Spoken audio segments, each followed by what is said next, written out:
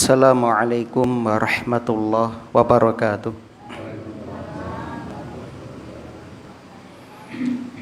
Innal hamdalillah nahmaduhu wa nasta'inuhu wa nastaghfiruh wa na'udzu billahi min syururi anfusina wa sayyiati a'malina. May yahdihillahu fala mudhillalah wa may yudlil fala hadiyalah. Asyhadu an la ilaha illallah wahdahu la syarikalah wa asyhadu anna Muhammadan abduhu wa rasuluh. Qala Allahu ta'ala fil Qur'an, a'udzu billahi minasy syaithanir rajim. Ya ayyuhalladzina amanu taqullaha haqqa tuqatih wa la tamutunna illa wa antum muslimun. Wa qala ta'ala, ya ayyuhalladzina amanu taqullaha wa qulu qawlan sadida yuslih lakum a'malakum wa yaghfir lakum dhunubakum wa may yuti'illaha wa rasulahu faqad faza fawzan 'azima. Amma ba'du. Para bapak lan ibu rahimani wa rahimakumullah. Alhamdulillah alladzi bi ni'matihi tatimmus sholihat.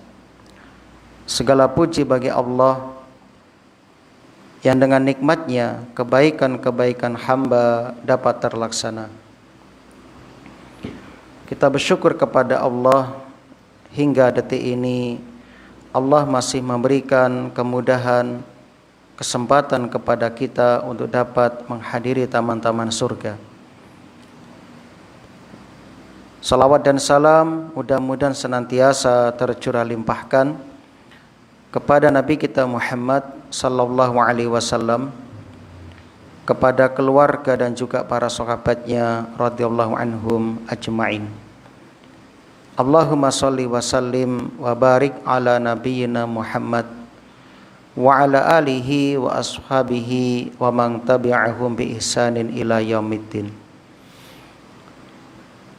Sebelumnya kita mengingatkan kembali kepada para jamaah untuk terus senantiasa meningkatkan iman dan takwa.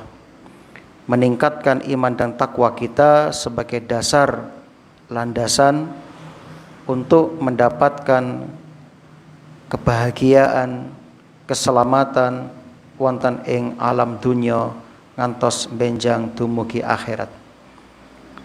Dan dengan iman dan takwa itulah kita akan dimasukkan ke dalam surga Allah Subhanahu wa taala. Dan tak lupa pula kami mengingatkan kepada seluruh jamaah dan kaum muslimin untuk terus berdoa, memohon kepada Allah agar supaya amal soleh kita diterima di sisi Allah Subhanahu wa taala. Amin ya rabbal alamin. Rabbana taqabbal minna innaka antas samiul alim. Allahumma anfa'na bima 'allamtana wa 'allimna ma yanfa'una wa zidna ilman. Sakmenika kita sampun mlebet wonten ing wulan haram, bulan suci, bulan yang diagungkan, dimuliakan oleh Allah Subhanahu wa taala. Insyaallah sakmenika tanggal 3 Dzulqa'dah. Bulan Dzulqa'dah bagian dari 4 bulan haram dan ini awal dari bulan haram. Kanjeng Nabi dawuh 1 tahun itu az-zaman qad istadara kahiyatihi yauma khalaqallahu samawati wal arda. Setahun berputar sebagaimana keadaannya sejak Allah menciptakan langit dan bumi. As-sanatu isna asyara syahron. 1 tahun itu ada 12 bulan. Minha arba'atun hurum. Di antaranya ada 4 bulan suci, bulan haram, bulan mulia. salasun mutawaliyat, 3 berurutan, Dzulqa'dah wa Dzulhijjah wal Muharram, wa Rajab Mudhar alladzi baina Jumada wa Sya'ban. Yang satu Rajab Mudhar, yaitu Rajab antara Jumad dan Sya'ban. Bulan haram, di dalamnya kita dianjurkan untuk menjaga diri kita. Jangan sampai kita bermaksiat kepada Allah Subhanahu wa taala di bulan haram tersebut. Maksiat ngelampahi amal awon sedaya wonten ing setiap keadaan, setiap tempat diharamkan.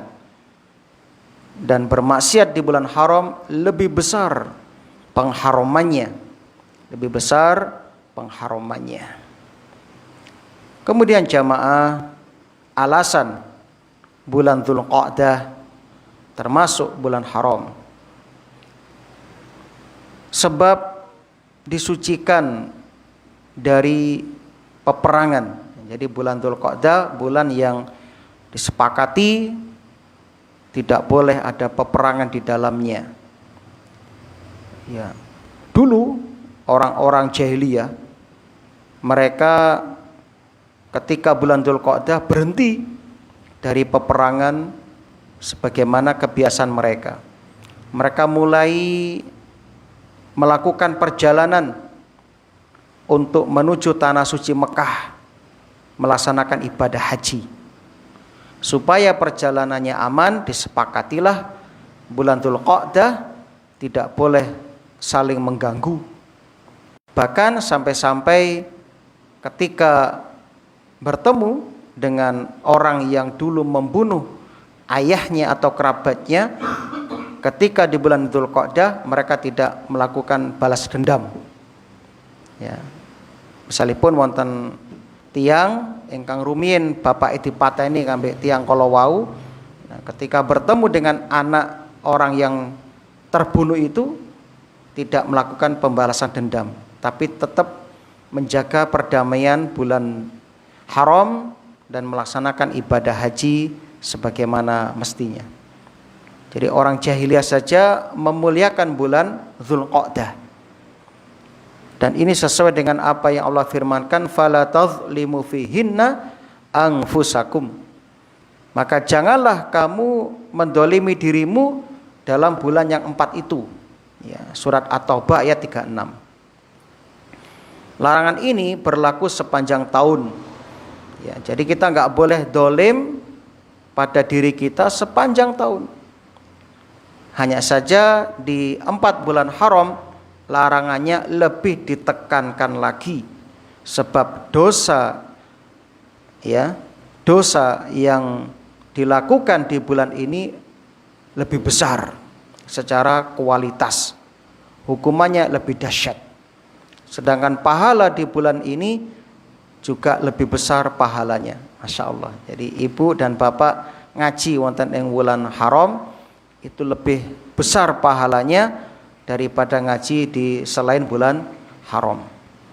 Itu jamaah yang berbahagia. Kemudian di bulan ini Rasulullah Sallallahu Alaihi Wasallam biasanya umroh.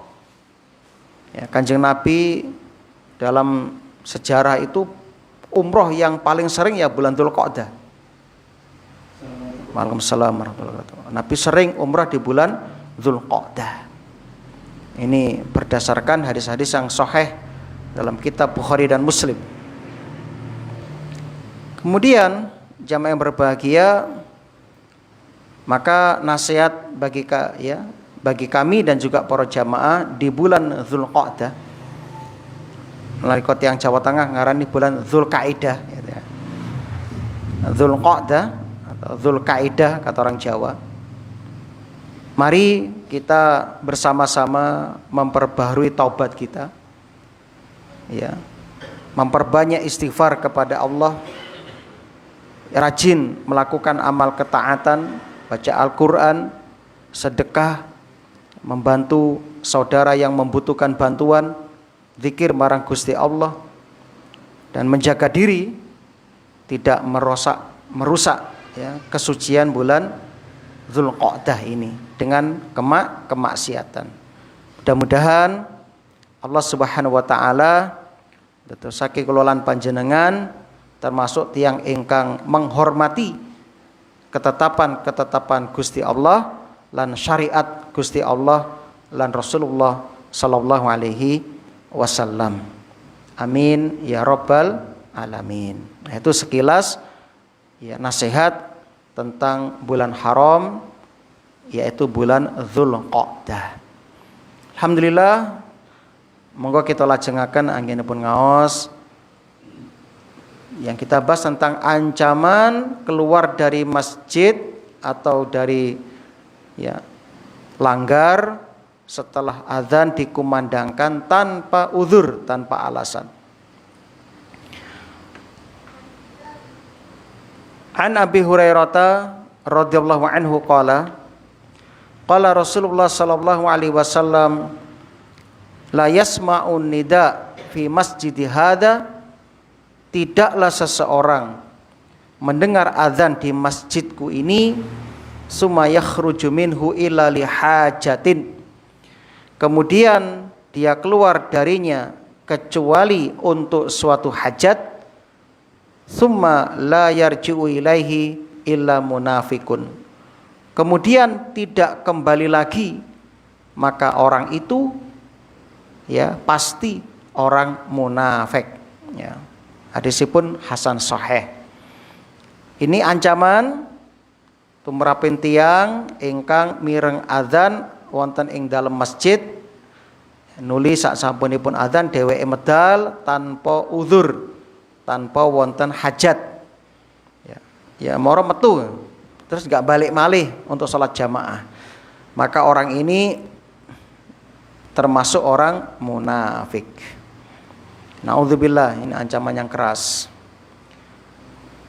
Kaum muslimin rahimani wa rahimakumullah, nalika dheweke medal nuli pingin balik malih kan ada uzur ya, itu tidak termasuk yang diancam oleh hadis ini. Perkataan yang diancam adalah setelah azan dikumandangkan dia keluar lalu enggak kembali lagi, itu yang diancam dengan sifat munafik. Ini enggak main-main. Rasulullah sallallahu alaihi wasallam itu bersabda, berbuat berdasarkan wahyu.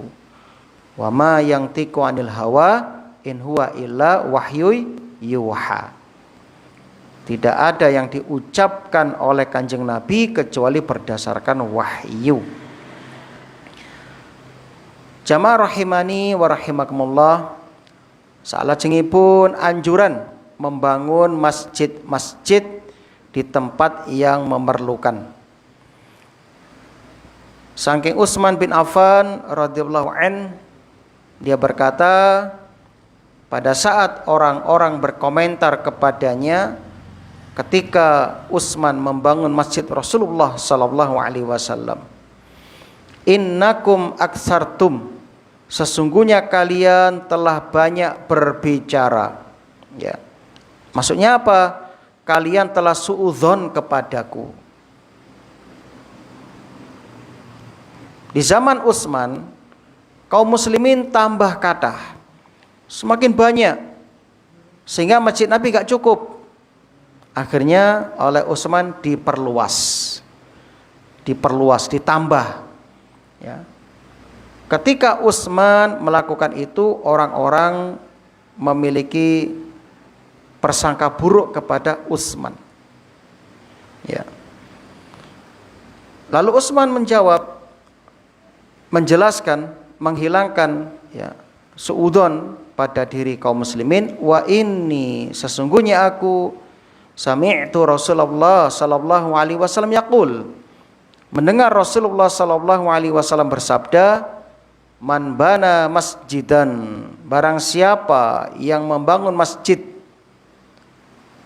yabtaghi bihi wajhallah, untuk mencari wajah Allah dengannya, betul-betul ikhlas, bukan karena riya. Banallahu lahu baitan fil jannati, Allah pasti akan membangunkan sebuah rumah untuknya di surga. Masya Allah ya. Hadis Bukhari dan Muslim. Nah, ini. Masjid itu tanah yang diwakafkan kepada kaum muslimin untuk tempat sholat, masjid. Bentuknya bebas, boleh kubus, boleh macam-macam. Tidak mesti harus ada kubahnya, menaranya tidak mesti. Ya. Tidak mesti bentuknya kayak masjid itu, enggak. Jadi tempat yang diwakafkan untuk kaum muslimin, maka otomatis dia statusnya menjadi masjid. Ya. Dan berlaku padanya tahiyatul masjid. Hadis berikutnya, man bana lillahi masjidan. Sing sapa wonge bangun masjid lillah karena Allah. Qadra mafhas kotoh. Sebesar sarang burung belibis. Ya, sak susu manuk. Ya. Susu manuk nggih alit nggih. Ya. Banallahu lahu baitan fil jannah. Maka Allah membangunkan untuknya rumah di surga. Hadis sahih riwayat Al-Bazzar Ibnu Hibban. Ya. Di sini Allah menyebutkan masjid dalam bentuk nakiroh. Apa tujuannya? Lisyuyu', untuk keumuman. Jadi masjidnya mau masjid yang besar, masjidnya kecil, yang penting dia membangun karena Allah, dia akan mendapatkan istana di rumah Allah, istana di surga kelak. Istana di surga kelak. Masya Allah. Jadi siapapun yang ingin punya kesempatan ini, monggo bisa nyumbang boto sak mampune, semen, ya. Apa saja, yang penting niatnya karena Allah, maka dia dapat bagian dari pahala di akhirat, diantaranya dibuatkan rumah di surga.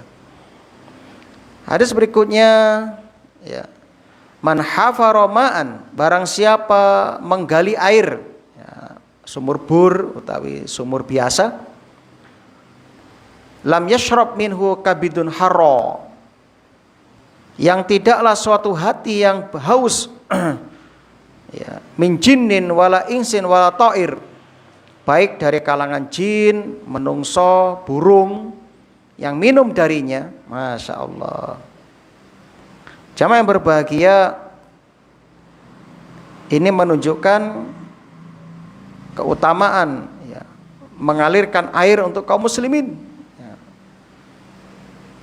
Ya, mohon doa restunya ya, pondok sedang mengajukan proposal ke Timur Tengah untuk bangun sumur bor supaya nanti masyarakat bisa menikmati air dengan gratis. Insya Allah Jumat mau ke Surabaya wawancara untuk pembangunan sumur bor di lingkungan pondok.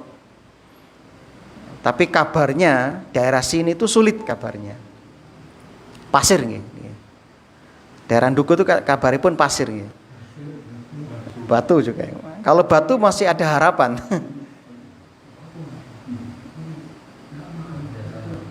Nggih. Oh. Nanti mireng teng Pak Sotik nanti ngebur jadi mboten sukses ya.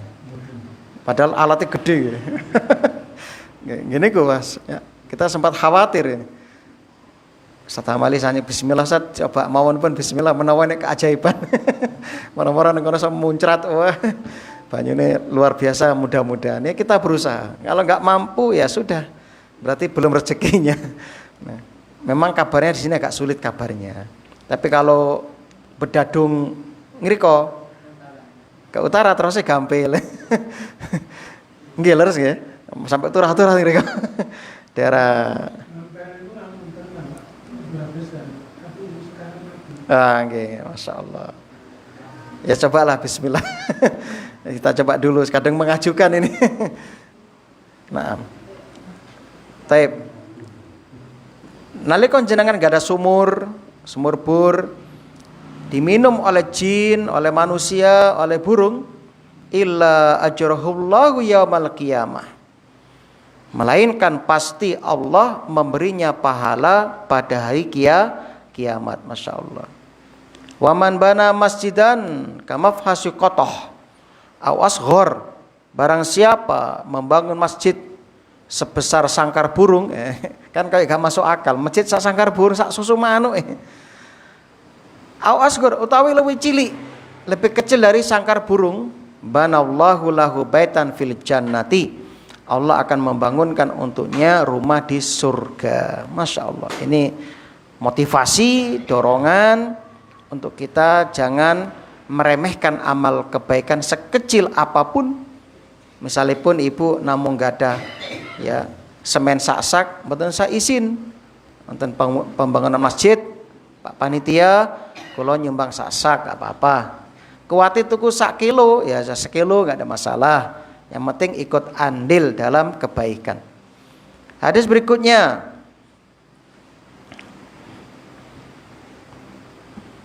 anjuran membersihkan dan menyucikan masjid, dan anjuran memberi parfum atau minyak wangi. Dari sahabat Abu Hurairah, annamra'atan sauda, ada seorang wanita yang hitam ya, namanya Ummu Mihjan. Dalam hadis Baihaqi dijelaskan namanya Ummu Mihjan. Kanat taqumul masjid, biasa menyapu masjid. Fafaqadaha Rasulullah sallallahu alaihi wasallam. Kemudian Nabi kehilangan wanita itu, kok gak ketok nang ndi wong wadon kuwi sing biasa nyapu masjid. Fasa'ala anha ba'da ayyam. Setelah beberapa hari Nabi bertanya kepada sahabat, wong wadon sing biasa nyapu masjid nang ndi? Faqila lahu innaha matat. Sampun sedo ya Rasulullah. Faqala fahalla adzantumuni, lo aku kok gak dikabari, terus Rasul. Fa'ata qabroha fa shalla 'alaiha. Kata sahabat, ya Rasul, kami kira gak penting ya. Kami anggap itu tidak penting sebab wanita itu ya cuma pembersih masjid itu aja. Tukang nyapu masjid, tukang ngersih masjid ya. Ternyata Rasulullah sallallahu alaihi wasallam langsung minta ditunjukkan kuburannya. Lalu Nabi sholat di atas kuburannya ya, sholat jenazah ya, tapi sudah terlambat, gak apa-apa, boleh sholat di atas kuburannya, sholat ya, dengan 4 takbir itu kan. 4 takbir tanpa rukuk, tanpa sujud, itu boleh. Yang tidak boleh itu sholat yang ada sujudnya di kuburan, gak buatan parang, buatan angsal. Tapi kalau sholat jenazah boleh ya. Hadis Bukhari dan Muslim, Ibnu Majah dengan sanad yang sahih. Masya Allah ya, ini menunjukkan keutamaan orang-orang yang membersihkan masjid. Dalam hadis yang lain diceritakan ada seorang wanita yang punya kebiasaan mengambil daun-daun, ranting-ranting di halaman masjid dibersihkan. Ya. Kemudian ketika meninggal Rasul sholat di atas kuburnya, mendoakan dia. Masya Allah. Dalam hadis yang lain ya, Rasulullah bersabda, amarona Rasulullah sallallahu alaihi wasallam, ini tentang Samurah bin Jundab menceritakan sabda Rasul, annattakhidal masajid fi diyarina. Rasul memerintahkan kami agar membuat masjid-masjid di daerah tempat kami tinggal. Ya, wa amarona an nunadzifaha, dan Nabi memerintahkan kami untuk membersihkannya. Rawahu Ahmad. Jadi masjid itu dibersihkan. Banyak di beberapa tempat di kampung-kampung masjid itu masya Allah ya, kotor banget itu kan ya. Kotoran cicak di mana-mana, bahkan ada kotoran burung manuk gereja tuh, masya Allah, tempat-tempat sujud kotoran manuk tok ya. Ada yang seperti itu. Wis masjidnya kotor, singgup maneh. Apa sholat kayak wedi rasane. Iki nek gendruwone apa ora. Sebab kadang-kadang masjid digawe kuburan juga itu kan ya. Akhirnya pas apa sholat weden keweden. Ini ada, itu ada. Itu Terus tempat wudunya lumut tok itu ada. Insyaallah. Kurang perhatian kepada masjid. Dalam hadis yang lain dari Aisyah radhiyallahu anha, amarona Rasulullah sallallahu alaihi wasallam bi bina'il masajid fid duar. Nabi memerintahkan kami membangun masjid di tempat tinggal kami. Jadi kalau bisa di desa-desa ada masjid-masjid. Wa antunadzafa wa tutayyab. Dan Nabi memerintahkan kami untuk membersihkan dan mengharumkan. Ini. Bahkan ada sahabat dalam hadis Al-Bukhari itu setiap mau sholat itu membakar napa niku?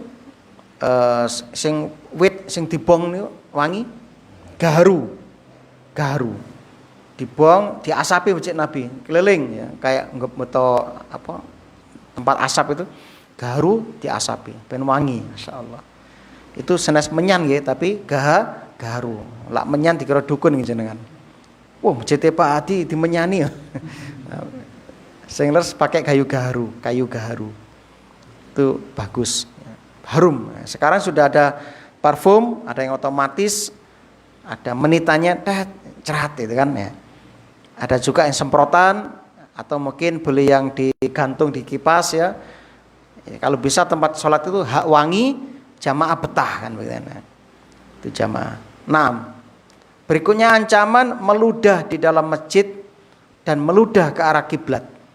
Serta larangan mengumumkan barang yang hilang di dalam masjid.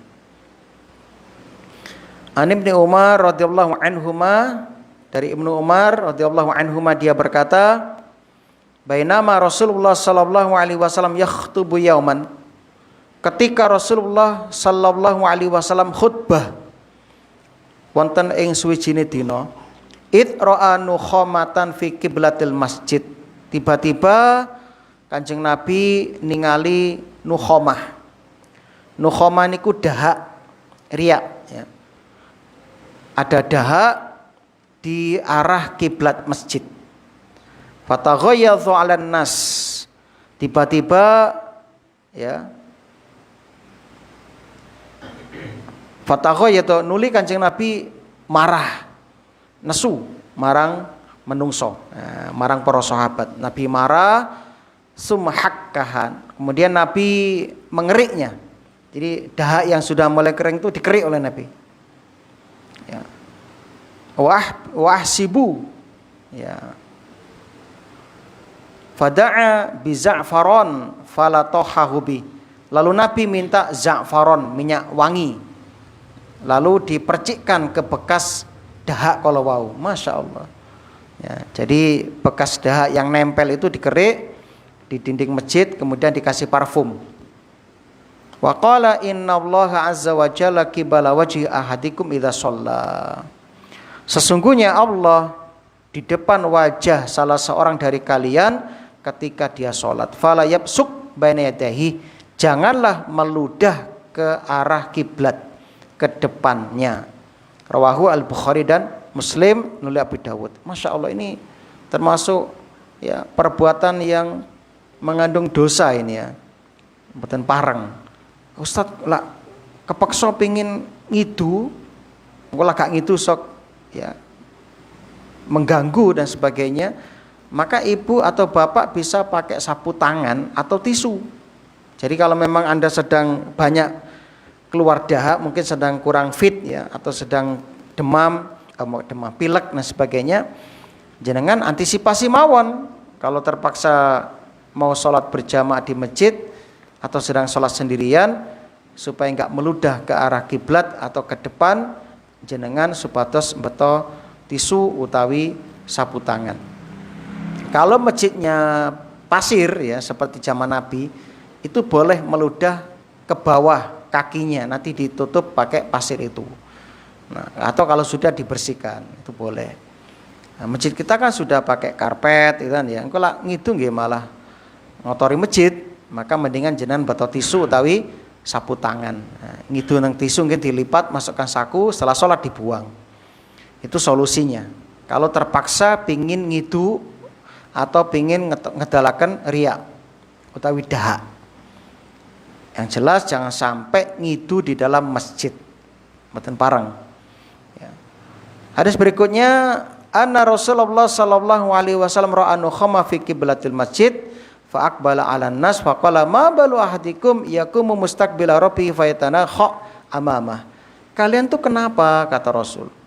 Kenapa salah seorang dari kalian berdiri menghadap Tuhannya lalu meludah ke depannya? Idza basaqa ahadukum ayuhibbu ahadukum ayustaqbala fayatanakha fi wajhi. Ya, apakah salah seorang dari kalian mau dihadapi oleh orang lain lalu diludahi pada wajahnya? Idza basaqa ahadukum falyabsuk an shimali. Ini solusinya. Jika salah seorang dari kalian meludah, maka hendaknya dia meludah di sebelah kirinya atau meludah begini, yaitu di bajunya. Langsung praktekkan oleh Nabi. Itu solusinya. Tapi ingat, masjid Nabi masih pasir, sehingga habis meludah bisa ditutup pasir. Nah, masjid kita kan enggak. Maka tadi solusinya adalah pakai tisu atau sapu tangan. Itu solusinya. Kemudian ya, jamaah rahimani wa rahimakumullah. Jadi sekali lagi ini ancaman, berarti di sini mengandung dosa. Maka jangan dilakukan. Ya, kita lanjut. Man sami'a rajulan yang syudu dollatan fil masjid, barang siapa mendengar seseorang mencari ya barang yang hilang sambil mengangkat ya suaranya, sopon moke ya, misalnya pulpenku, dompetku misalnya, napa kemawon nggih, arlojiku masjid. Maka katakan la raddahallahu alaika, semoga Allah tidak mengembalikannya kepadamu. Fa inal masajid lam tubna li hadza, karena masjid tidak dibangun untuk ini. Rawahu Muslim, Abu Dawud, Ibnu Majah. Jadi kalau Bapak Ibu kehilangan barang, jangan teriak-teriak di masjid. Sopo yo sing nemoni iki? Itu bisa mengganggu orang sholat. Ya, koncone sholat malah khusyuk. Ya. Maka solusinya lapor saja ke takmir, pengurus masjid, tolong Pak, kalau ada yang menemukan ini, itu punya saya hilang misalnya. Atau Pak, mungkin ada jamaah yang menemukan, nah seperti itu. Cukup, jangan sampai bikin gaduh di masjid. Ya. Itu kalau ada kehilangan. Misalnya mari sholat, assalamualaikum, assalamualaikum, mari wiritan, api balik, nemu duit 200.000 misalnya. Langsung, duit sopo iki? Sing kehilangan sopo? Enggak usah, enggak begitu caranya. Bapak langsung nemoni takmir, Pak, saya tadi nemukan uang sekian, tolong titip ya kalau ada yang mencari. Selesai. Enggak usah bengak-bengok, apa pakai mikrofon misalnya, pakai salon ya. Sopo sing kehilangan iki? Saya nemu iki, enggak usah seperti itu. Nah, itu enggak boleh. Masjid bukan untuk itu. Termasuk apa? Kehilangan sandal. Niku atasipun umum ya. Sering nggih, Masya Allah. Kalau nggih ngalami. Nggih betul sah bengak-bengok teng masjid nggih. Di luar saja, menawa sandalnya keliru. Insya Allah akan diganti dengan lebih baik. Kalau masjidnya sugih kados Joko Karyan itu kehilangan langsung diganti total ya. Kehilangan sandal ganti anyar, kehilangan sepeda motor diganti. Masa itu di masjid Joko Karyan. Nah, kalau di sini ya di Tawakal, di Joko Dewi-Dewi ya. Insyaallah kon ganti Pak Hati bangkrut nanti. Nah, kalau di Rahmat itu masih sandal tok yang diganti, hilang sandal langsung diganti. Tapi kalau yang lain belum bisa mengganti. Jadi yang jelas untuk kenyamanan berjamaah masjid itu supaya ada petugas-petugas khusus. Kalau masjid memang strategis di tempat berlalu lalang orang banyak. Ya. Kalau di musola kita insya Allah aman ya. Kalau jemaah sandal paling besok jamaah balik mana kan gitu kan ya. Kan tiangnya pancet kan. Kecuali orang luar. Orang luar seperti itu. Kemudian hadis berikutnya kata Rasulullah, idza ra'aitum man yabi' aw yabta' fil masjid.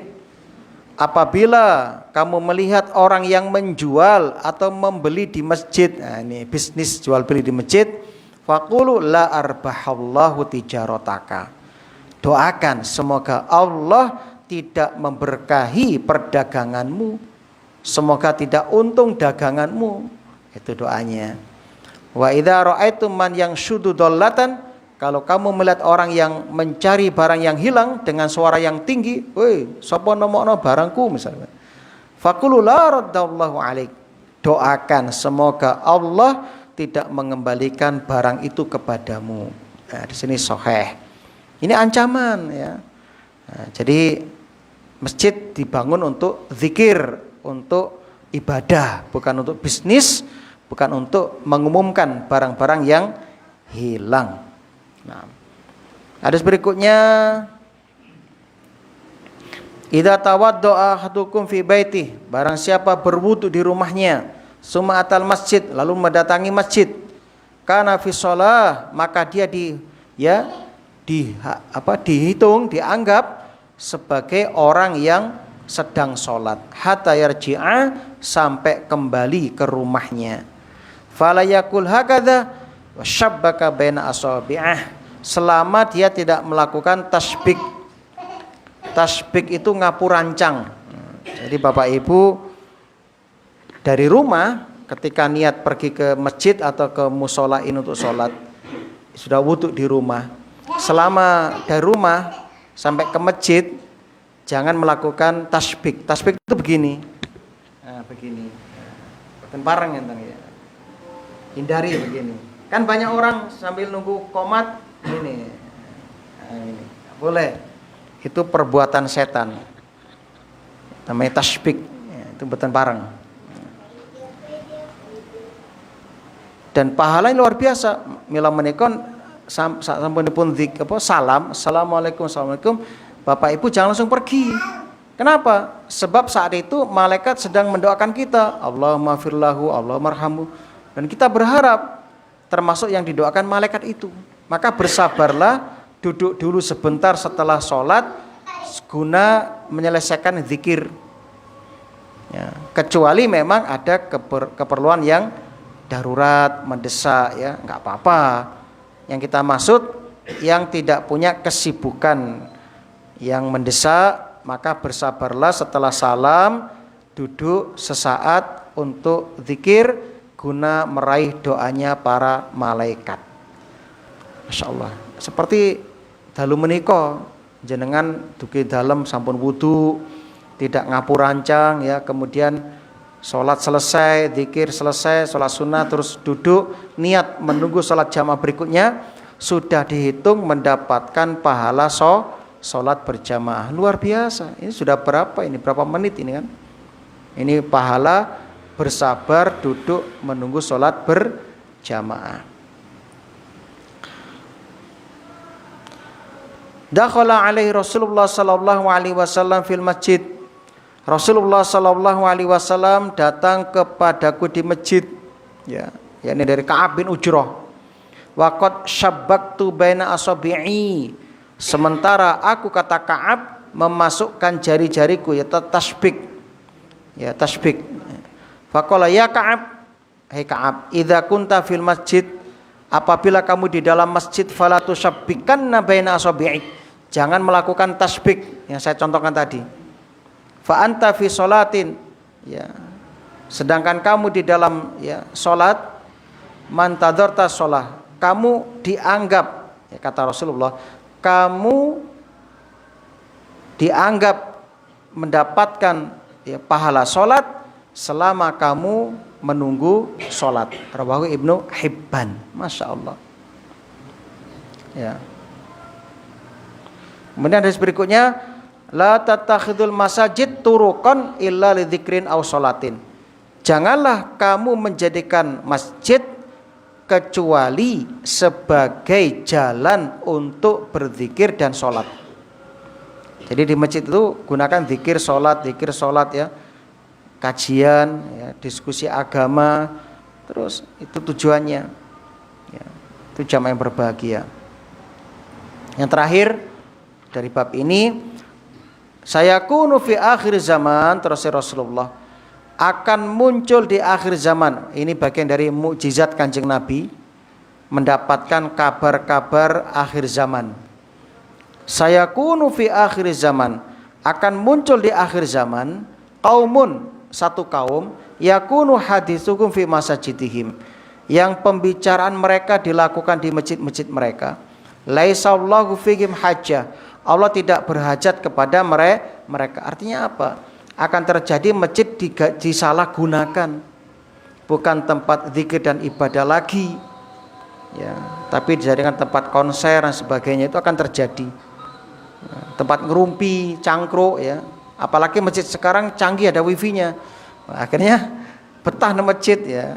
Delok macam-macam dan sebagainya. Kadang bisnis jual beli di hijau sama apa lagi Pak Dona? Hijau, ya. Satu lagi apa? Ya, oranye seperti itu. Itu nggak boleh di masjid. Jadi selama di masjid nggak boleh transaksi. Nanti sabar di luar masjid nanti. Pokoknya di masjid khusus untuk taubat, ibadah, eling marang akhirat itu. Ini pasar akhirat, bukan pasar dunia. Kalau pasar dunia ya itu tadi oren, apalagi ya seperti itu, ya. Mall-mall itu pasar dunia. Kalau di sini pasar akhirat untuk mencari pahala. Maka jangan lupa kita sudah berada di bulan Dzulqa'dah, bulan haram, bulan yang mulia. Amal soleh di dalamnya dilipat gandakan, amal keburukan juga dilipat gandakan hukumannya secara kualitas.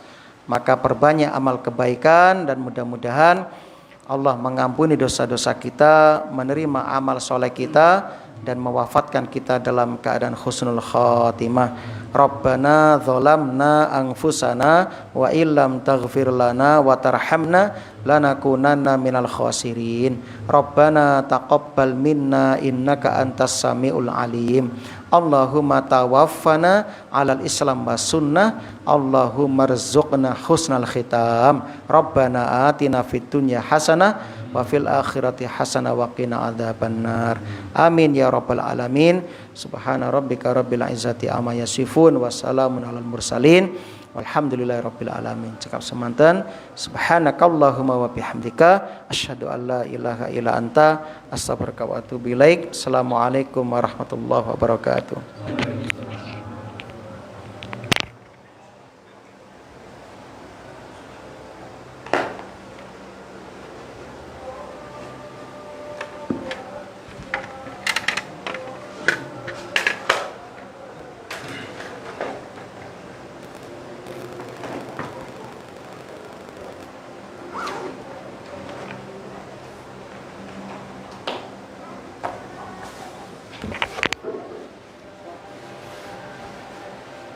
الله أكبر الله أكبر الله